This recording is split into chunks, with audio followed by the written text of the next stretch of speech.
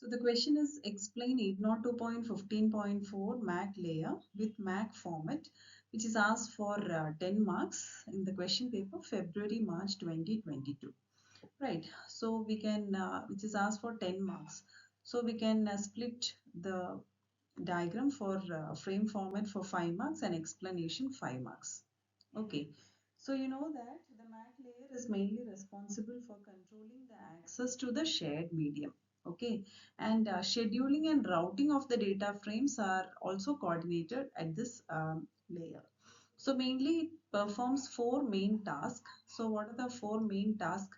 So the 802.15.4 MAC layer performs the following task. First one is network beaconing for devices acting as the coordinators. So mainly it is PAN personal area network coordinators. So you know that network beaconing is nothing but the transmission of the signals, right?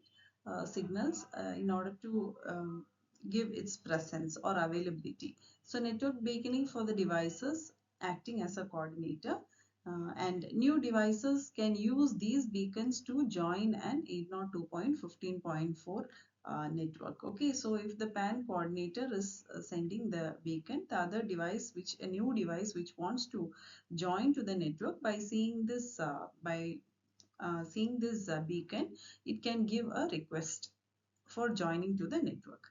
PAN association and disassociation by the device. So PAN association is nothing but just like what I have mentioned before, new devices can join to the network. That is, can join to the personal area network, as well as disassociation by a device. If if a node wants to disassociate because it is inactive, so that it can it need not intrude the traffic.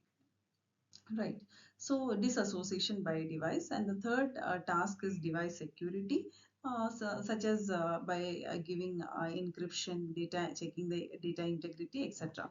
And reliable link communication between two peer MAC entities. So what is meant by a reliable link communication? Communication of the data between two devices without any loss, right? So hence the reliable link communication between two peer MAC entities is also one of the tasks which is performed by the MAC layer.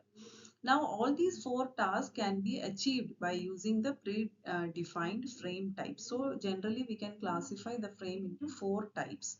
So what are the four different types? One is your data frame, second one is your beacon frame, third one is your acknowledgement frame, fourth one is your MAC command frame. So data frame, which handles all transfers of data. Beacon frame, which is used in the transmission of beacons from a PAN coordinator. An acknowledgement frame that confirms the successful reception of a frame. And MAC command frame is nothing but which is responsible for the control communication between the devices. So moving on to the MAC frame format. So you can see that the MAC frame format mainly consists of three sections. One is your MAC header, second one is your MAC payload, and the third one is your MAC footer. So the MAC header in turn consists of 6 fields. First one is called as your frame control field, second one is called as your sequence number field, third one is called as your destination PAN identifier, fourth one is called as destination address. Similarly, you have source PAN identifier and source address. So these four fields are called as addressing fields. So your MAC header can again be divided into three types, three fields I can tell. So frame control field, sequence number field, and addressing field, which in turn contains the four fields. Okay. So the number of bytes which is used for the frame control field is 2 bytes, whereas sequence number field is 1 byte, and for the addressing field 4 to 20 bytes is used. Next you have the frame MAC payload, that is your frame payload, which is nothing but your data which is to be transmitted, which is variable, and the last one is your MAC footer. Footer is nothing but your FCS, that is your frame check sequence, which consists of 2 bytes. Okay, so now let's see one by one individually. So as I have mentioned before, it consists of the MAC header consists of frame control, sequence number, and the addressing fields. The frame control fields defines the attributes such as which frame type, because we have told four different types of frames, right? data frame, beacon frame, acknowledgement frame, and MAC command frame. So it determines which type of frame it is, the different addressing modes and other control flags. The sequence number field indicates the sequence identifier for the frame. Similarly, the addressing field specifies the source and destination PAN identifier field as well as the source and the destination address field. Now the payload varies by individual frame type. For example, beacon frames have specific fields and payloads related to beacons, while MAC command frames have different fields present. It is specific to the different types of frames.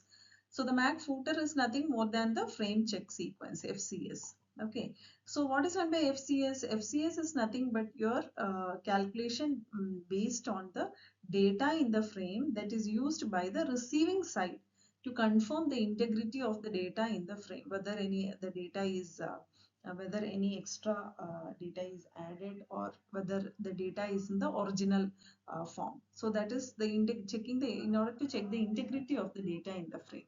Now, IEEE 802.15.4 requires all devices to support a unique 64-bit extended MAC address based on EUI 64, based on extended unique identifier.